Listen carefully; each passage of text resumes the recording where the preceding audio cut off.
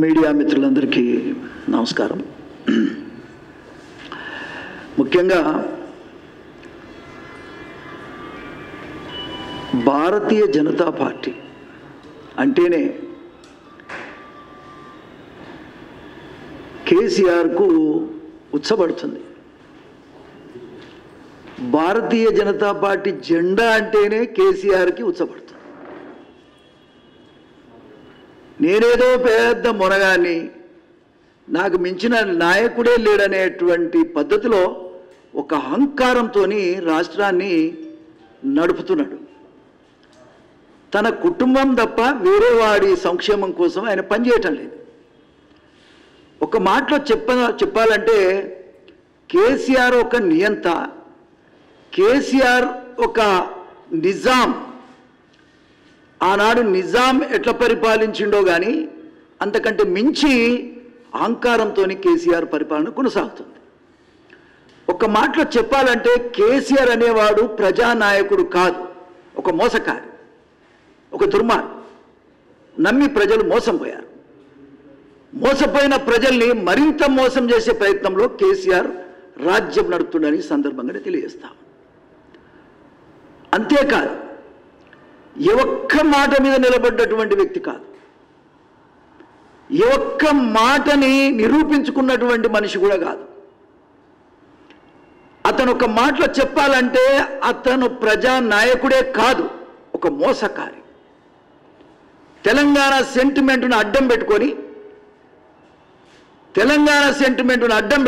తెలంగాణ ప్రజల్ని మోసం చేయడం కాక 1200 మంది బిడ్డలు బలిదానమై తెచ్చినటువంటి తెలంగాణని ఆయన కుటుంబం కునుకుతున్నారు, బంగాళ ఉయ్యాలలో ఊగుతున్నారు. ఎవడబ్బ సొమ్మని వాళ్ళ నువ్వు వేల కోట్ల రూపాయలు సంపాదించి ప్రజలకే దర్శనం ఇవ్వకుండా ఉండగలిగినవంటే నువ్వే రాజువా? నీ రాచరిక పాలన కొనసాగదని సందర్భంగా నేను చెప్తా ఉన్నా. ప్రజలు నమ్మారు. తెలంగాణ అనే దాని మీద నమ్మారే తప్ప నిన్ను చూసి కాదు. నువ్వు దళితున్నే ముఖ్యమంత్రి చేస్తానంటే నమ్మి ఓట్లేశారు తప్ప నిన్ను చూసి కాదు. నువ్వు ఇచ్చేటువంటి ముఖ్యంగా 3 ఎకరాల భూమి ఇస్తానంటే నమ్మారు ప్రజలు. 5 లక్షల రూపాయలతోని ఇల్లు కట్టిస్తానంటే నమ్మారు ప్రజలు. KG to PG విద్య అందిస్తానంటే నమ్మారు ప్రజలు. అయ్యా కేసీఆర్ గారు, అసలు ఇవాళ ఎక్కడున్నావా? నువ్వు ఎక్కడున్నవి? ఇవాళ నువ్వంటూ ఒక ప్రభుత్వం ఈ రాష్ట్రంలో ఉందా అని నేను అడుగుతున్నా. అసలు నువ్వు ఏ పొక్కలో ఉన్నావని నేను అడుగుతా ఉన్నా. హైదరాబాదు అల్లకల్లోలమై కొట్టుకపోతా ఉంటే, వందలాది మంది బిడ్డలు చచ్చిపోతా ఉంటే, అయ్యో రామచంద్ర అని ఆర్తనాదాలు పెడతా ఉంటే నువ్వు వేడవన్నావని నేను అడుగుతున్నా. ఒక ముఖ్యమంత్రిగా ఒక వాడ తిరిగినవా? ఒక మనిషినన్న పలకరించినవా? నీ దుర్మార్గపు గుండెతో, నీ కఠిన గుండె ఎన్నడు జరుగుతుందని నేను అడుగుతా ఉన్నా. ఇంత కనికరం లేని ముఖ్యమంత్రి రాష్ట్రానికి ఉండటం దురదృష్టకరం, చాలా బాధాకరమని కూడా ఈ సందర్భంగా నేను తెలియజేస్తా ఉన్నా. అంతేకాదు, నువ్వు ఇక్కడి నుంచి ఫామ్ హౌస్ పోతున్నావు, ఫామ్ హౌస్ నుంచి ఇంటికి వస్తున్నావు, సుమారు 50 కిలోమీటర్లు వస్తూ పోతూ ఉన్నావు. కానీ నీ పక్కనే ఉన్నటువంటి 100 గజాల దూరంలో ప్రజలు కొట్టుకపోతుంటే చూడలేనటువంటి దుర్మార్గుడే నువ్వు. ఎవరి కోసమైనా ఈ రాష్ట్రము? నువ్వు నీ కుటుంబం కోసమైనా ఈ బంగారు తెలంగాణ? ఏ ఆంధ్ర ముఖ్యమంత్రి కూడా, చంద్రబాబు నాయుడు అయితే 5 నిమిషాలలో ప్రతిపక్ష పార్టీలను కలిసి సమస్యగా చర్చించేవాడు. అదేవిధంగా రాజశేఖర్ రెడ్డి, అదేవిధంగా కిరణ్ కుమార్ రెడ్డి, వీళ్ళందరూ ఈ తనిఖీ కనుక నడపగలిగితే నువ్వు పోరాటం చేసేవాడి వాడిని నేను అడుగుతా ఉన్నా. ఏ రకంగా ఇది న్యాయం? ఇవాళ బీజేపీ పార్టీని అనగదొక్కి బీజేపీ పార్టీని లేకుండా చేద్దామని ప్రయత్నం చేస్తున్నావు. నీ కదలికలు, నీ యొక్క దుర్మార్గమైనటువంటి దురాలోచన ప్రజలు పసిగట్టారు. ఇవాళ ఏ తెలంగాణ కోసం అయితే పోరాటం చేసిన యువకులు ఉన్నారో ఆ యువకులే ఇవాళ కదం దొక్కుతా ఉన్నారు గ్రామాలలో. నువ్వు అర్థం చేసుకోవాలి. నువ్వేదో అంటా ఉన్నావు, ఏందో అంట. అరే నిన్న చూడండి పాపం, ఒక బీసీ తమ్ముడు, ఏం పేరు, శ్రీనివాస్ రాష్ట్ర నాయకులను ఏది మన సంజయ్ గారిని ఏ విధంగా పోలీసులు అరెస్ట్ చేశారో ప్రజలంతా చూశారు. అంతేకాదు కిషన్ రెడ్డి గారు మంత్రి అయితే ఆయన పర్యటన చేస్తే వరద బాధితుల దగ్గరికి పోతే ఎంఆర్ఓ రాడా? ఇది ఏ రకమైన ప్రభుత్వం అండి? ఇది నిరంకుశ ప్రభుత్వం కాదా? ఇది నియంత్రిత ప్రభుత్వం కాదా? నేను కేసీఆర్ నడుతున్న సూటిగా ఇవాళ కేంద్రం మీద నువ్వు అనేక రకాలైనటువంటి తప్పులు మోపుతా ఉన్నావు బిడ్డ. కేంద్రంతో బాగున్నాననిపించుకునే గత 6 సంవత్సరాల పరిపాలన కొనసాగించావు.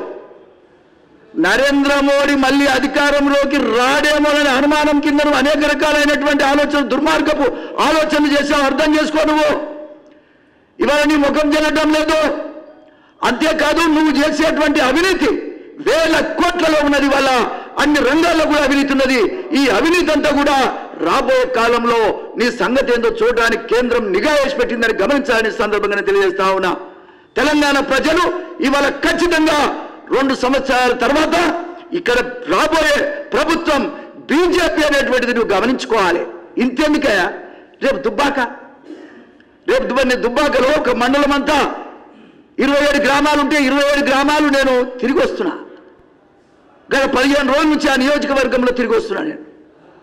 నేను ఒకటే చెప్తా ఉన్నా, యువకులు ఇంటికో ఉద్యోగం అని చెప్పి ఎక్కడ ఈ కేసీఆర్ ఎందుకు రాని నియోజకవర్గానికి? ఎందుకు దుబ్బాకకు వస్తే మేము అడుగుదామనుకుంటాం, ఈ ముఖం ఎక్కడా అని అడుగుతా ఉన్నారు. ముఖం బాగలేక దుబ్బాక నియోజకవర్గం నువ్వు రాలే. అంతేకాదు కదా, ఒక్క మాటలో చెప్పాలంటే దుబ్బాక ప్రజలు వాళ్ళు అనేక రకాలుగా యువకులందరూ బీజేపీ పార్టీ కార్యకర్తలందరూ నువ్వు అణిచేసే ప్రయత్నం చేసి ఇలా పోలీస్ స్టేషన్లలో పెట్టావు. ఎక్కడ ఎవరైనా నీ దగ్గరకు వచ్చేది? ఇక్కడికి వచ్చాట లా అండ్ ఆర్డర్ క్రియేట్ చేద్దామని బీజేపీ కార్యకర్తలు వస్తున్నారని మాట్లాడతారు మంత్రులు. కేటీఆర్ గారు మాట్లాడినట్టుగా నేను చూశాను. నేను బిడ్డ నువ్వు చాలా చిన్నోడివి, ఇంకా సమయం ఉన్నది. మీ సంగతి మీ భర్తం పట్టే కాలం ముందుంది. అప్పుడే ఎందుకు నువ్వు ఉరుకులాడుతున్నారు? ఎందుకు బీజేపీ పార్టీ అంత వణుకు పుడుతుందంటే బీజేపీకి వచ్చే ఆదరణను చూసి, బీజేపీ పట్ల ప్రజలు చూపిస్తున్నటువంటి ఆలోచన విధానాన్ని చూసి, నరేంద్ర మోడీ గారి నాయకత్వాన్ని చూసి, కదం దొక్కేటువంటి యువకులను చూసి ఇవాళ వాళ్ళ లాగులు తడుస్తున్నాయని సందర్భంగానే తెలియజేస్తా ఉన్నా. కాబట్టి మీరు ఇవాళ ఏదో లా అండ్ ఆర్డర్ క్రియేట్ చేయాల్సిన అవసరం బీజేపీ పార్టీకి లేదు. ప్రజాస్వామ్యయుతంగానే బీజేపీ పార్టీ పోరాటం చేస్తుంది. ప్రజాస్వామ్యయుతంగానే రేపు అధికారంలోకి వస్తుందని కూడా ఈ సందర్భంగానే తెలియజేస్తా ఉన్నా. నువ్వు చేసే పాపాలన్నీ ప్రజలకు అర్థమైనవి. ఏమయ్యా 400 ఎకరాలలో ఆయన ఏం పంట పండిస్తుండో, ఏ రకమైనటువంటి లాభాలు తీసుకుంటుండో ప్రజలకు ఎందుకు చెప్పడు? అంతేకాదు ఒకటి గమనించాలి, అక్కడ గ్రామాలలో ఏంటది సన్న వడ్లు వేసుకుంటే కొంటాం, లేకపోతే కొనమంటే పాపం రైతులంతా ఆ వడ్లు వేశారు. ఇవాళ ఈయన గోడు ఎవడు కోయట్లేదు. అందరు కాలబెట్టుకుని ఎవరెంత కాలబెట్టుకున్నారు. నిన్న మేము మాట్లాడిన తర్వాత మేము 50 100 ఇస్తామంటే బిచ్చమా? 50 మంది ఇవ్వడానికి ఎంత ఇస్తావో చెప్పు నువ్వు. ఇవాళ ధాన్యం అంతా కొనాల్సిన బాధ్యత నీ మీద ఉన్నది. మొత్తం కూడా అదేం ఏంటది మన దోమకాటికి బలైపోయింది. ఒడ్లన్నీ నల్లగా అయిపోయినాయి. వాకిట్లో పోసుకొని శవాన్ని ముందట వేసుకొని చూస్తున్నట్టుగా ప్రజలు ఇవాళ బాధపడుతూ చూస్తున్న విషయంగా ఈ సందర్భంగా నేను తెలియజేస్తా ఉన్నా. కాబట్టి ఇలా పత్తి మొత్తం నాశనమైంది. నువ్వెందుకు కొంటలేవని మేము అడుగుతా ఉన్నాం. చెప్పేమో పెద్ద పెద్ద మాటలు ఏది కూడా అమలు జరిగినటువంటి పాపాన పోవట్లేదు. కేవలం ఎన్నికల కోసం డబ్బులు పెట్టి గెలిచేటువంటి ఒక కుతంత్రం నీ దగ్గర ఉంది తప్ప ప్రజా సంక్షేమం కోసం నువ్వు లేవు. నువ్వు దళిత వ్యతిరేకివి, నిరుద్యోగులకు వ్యతిరేకివి, బీసీలకు వ్యతిరేకివి, ఎస్టీలకు వ్యతిరేకి. ఎస్టీలకు 12% రిజర్వేషన్ తెచ్చేస్తే ఏమైందే? మైనార్టీస్ కూడా 12% తెచ్చేస్తే ఏమైంది? మరి కేసీఆర్ ఎవరొద్దన్నారు నిన్ను? ఏ రకంగా ఒక్క మాట మీద నిలబడ్డటువంటి ఉదంతం లేదు. ఏదన్నా అంటే నేను తలకాయ కోసుకుంటా అంటాడు. ఎన్నిసార్లు కోసుకున్నావు నీ తలకాయ? ఉన్నది ఒకటే తలకాయ. నేను అనేది ఏంటంటే ఇవాళ భారతీయ జనతా పార్టీ ముందుకొస్తా ఉన్నది, కదం దొక్కుతా ఉన్నది, అధికారంలోకి రాబోతా ఉన్నది. నీ కథ ఏమిటో బయట పెట్టడానికి సిద్ధంగా ఉందనేది నువ్వు గమనించుకోవాలి. ఒళ్ళు దగ్గర పెట్టుకొని పరిపాలన చేయాలి. నేను అడుగుతా ఉన్నా, రా కేసీఆర్ బయటికి రా. నువ్వు రాకపోతే పాము కదా ఏం చేస్తాం? పాము బయట రాకపోతే పొగ పెడతాం. నీకు పొగ పెట్టైనా బయటికి తీసుకొచ్చి నీ కోరలు తీసేయడానికి ఇలా బీజేపీ పార్టీ సిద్ధంగా ఉందని సందర్భంగానే తెలియజేస్తా ఉన్నా. ఇవాళ పేద ప్రజానికాన్ని మోసం చేయడానికి మీ కుటుంబం ఒక్కటే. మీ నువ్వు ముఖ్యమంత్రి, నీ కొడుకు మంత్రి, నీ అల్లుడు మంత్రి, నీ బిడ్డ ఎమ్మెల్సీ, అదేవిధంగా నీ ఆయన వినోదరావు సడ్డకురు కొడుకు ఎంపీ, అదేవిధంగా వినోదరావు అంటే ఆయన ఒకదానికి చైర్మన్. అసలు నీ కుటుంబం అంతా బంగారమే. ఈ బంగారు తెలంగాణ ఎటుపోయింది? ఇవాళ బురద తెలంగాణ. సిగ్గుండాలి నీకు. హైదరాబాద్లో ఏ నీళ్లు ఎక్కడ పోకుండా భూములు కబ్జా పెట్టిన నీ ఎమ్మెల్యేలు నీ కార్యకర్తలు సొంతం కావటం వల్లనే ఇవాళ నీళ్ళని నిలిచినాయి, వాగుల్లాగా అయిపోయినాయి. పడవలు తీసుకొస్తామని సిగ్గులేవి కేసీఆర్కి. హైదరాబాద్ని లండన్ చేస్తున్నటివి, అమెరికా చేస్తున్నటివి, ఇస్తాంబుల్ చేస్తున్నటివి. హుస్సేన్ సాగర్లో నీళ్లు టెంకాయ నీళ్ళ తాగుతున్నటివి దుర్మార్గుడా. ఒకసారి తాగు, పుట్టుకుని చచ్చిపోతావు. తాగడానికి ఒకసారి ఇట్టా ఇట్టా ఇట్టా ఇట్టా అంటే నమిరి. అసలు ఏంది హైదరాబాద్ సంగతి? ఏంది? 10,000 రూపాయలు ఇస్తావు బిచ్చగల్లా జనమేమన్నా? ప్రజలకు ఆత్మ గౌరవం లేదా? అవి కూడా ఏంది? 10,000 రూపాయలు ఇవ్వటం, మా కోటేయమని చెప్పటం. ఎన్నికల కోసం చేసే తతంగం తప్ప మరొకటి కాదు. ఎంతో మందికి ఇవాళ వాస్తవంగా చెప్పాలంటే నిరాశ్రయులై 100 మంది చచ్చిపోయినరా. ఒక్క కుటుంబాన్ని పరామర్శించకపోతే దుర్మార్గుడా, ఒక్క ఇంటికన్నా ఒకపోతే పాపాత్ముడా. ఈ పాపాల పుట్టని ఇల్లు అది ప్రగతి తెలంగాణ కాదు, పాపాల పుట్ట. కాబట్టి నీ పాపాల పుట్ట ఖచ్చితంగా పగలబడుతుంది బీజేపీ పార్టీ. నువ్వు అది అర్థం చేసుకోవాలి.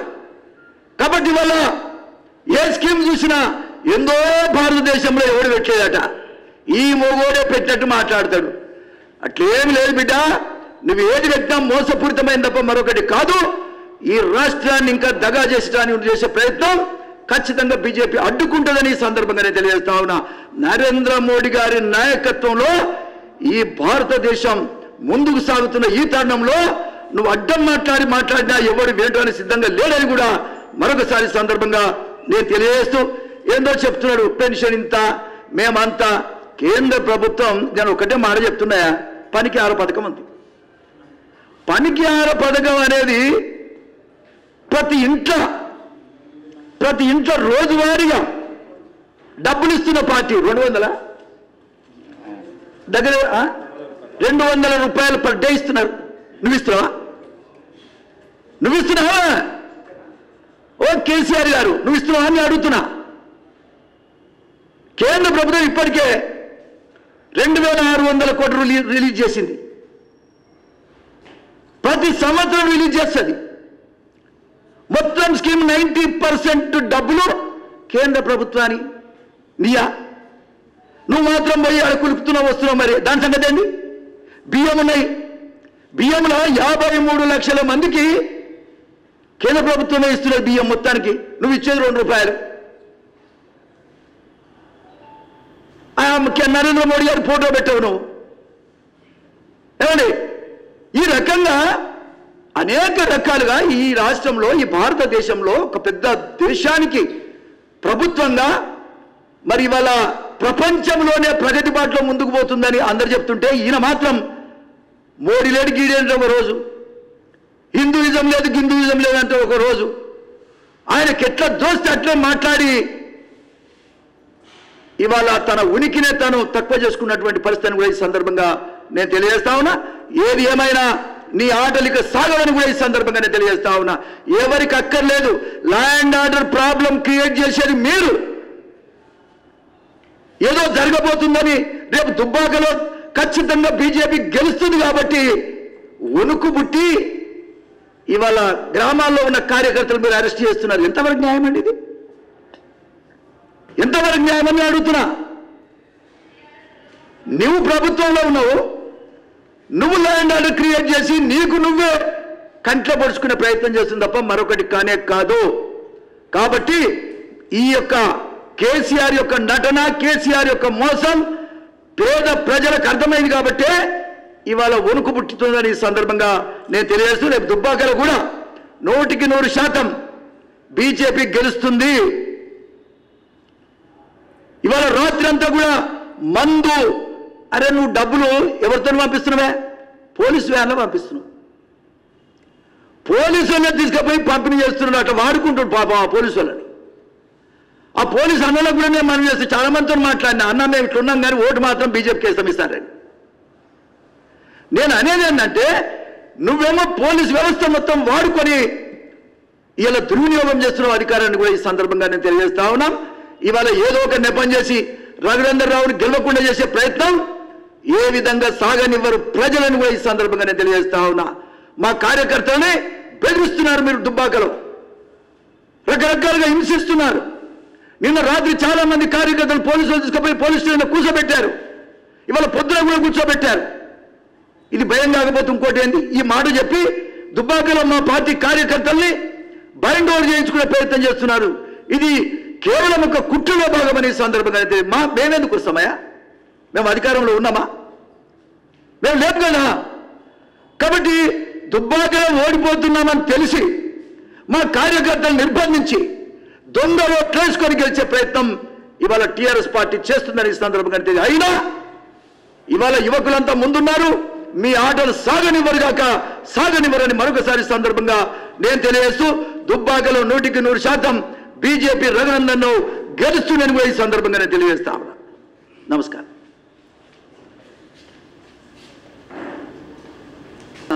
రాజకీయం కోసం తెలంగాణ పేరును బీజేపీ నాశనం చేస్తుంది అని కేటీఆర్ అర్థం కాలే క్వశ్చన్. తెలంగాణ పేరునట తెలంగాణ పేరునా? బీజేపీలో ఎవరన్నా తండ్రి ముఖ్యమంత్రి అయ్యిండు, కొడుకు మంత్రి అయ్యిండు, అల్లుడు మంత్రి అయ్యిండు, బిడ్డ ఎమ్మెల్సీ అయిందా? అది కాదు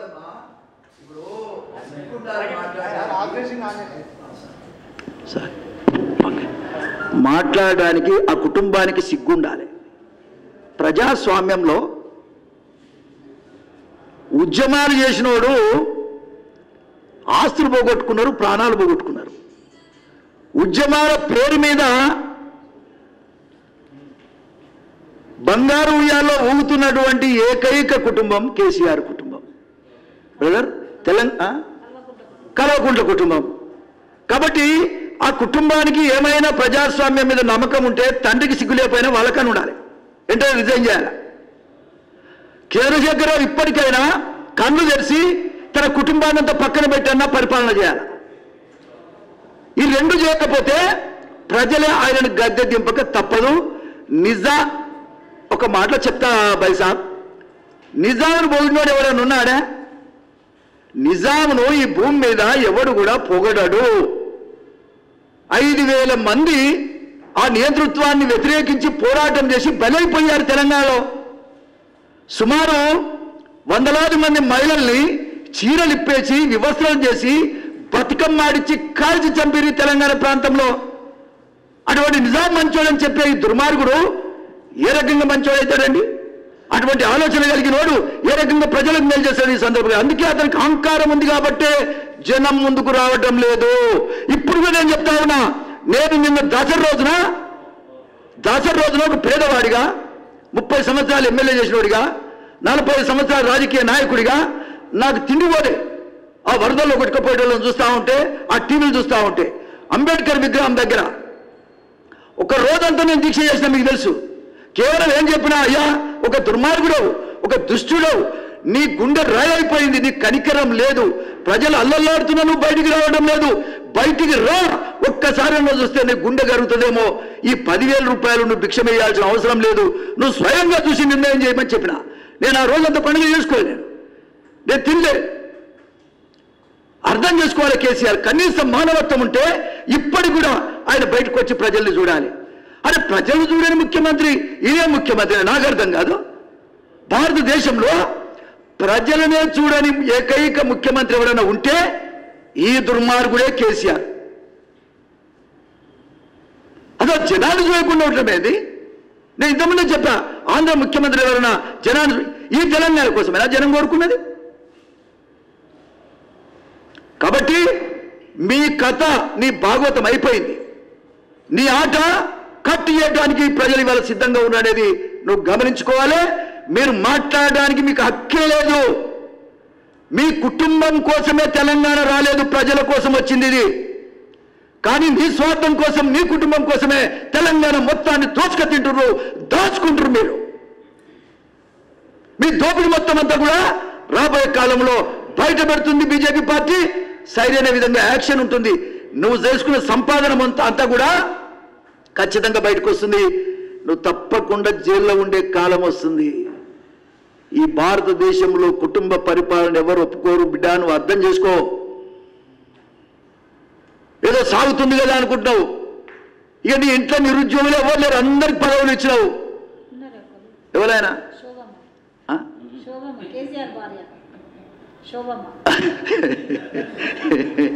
శోభమ్మ గారా? శోభమ్మ గారి కంటే మనవడు ఉండేమో అనుకుంటున్నా నేను. మైనార్టీలో ఉండ ఇంకో 2 ఏళ్ళు అయితే వచ్చాయి. కాబట్టి అందరికీ నిరుద్యోగం అనేది మీ ఇంట్లో లేదు. కానీ రాష్ట్రం అంతా నిరుద్యోగంతో విలవిలలాడుతుంది యువత. నువ్వు అర్థం చేసుకోవాలని, యువకుల యొక్క కోపానికి, ఆగ్రహానికి నీ కుటుంబం బలైపోద్దని కూడా ఈ సందర్భంగా నేను తెలియజేస్తాను. నమస్కారం. తెలంగాణ పేరును నాశనం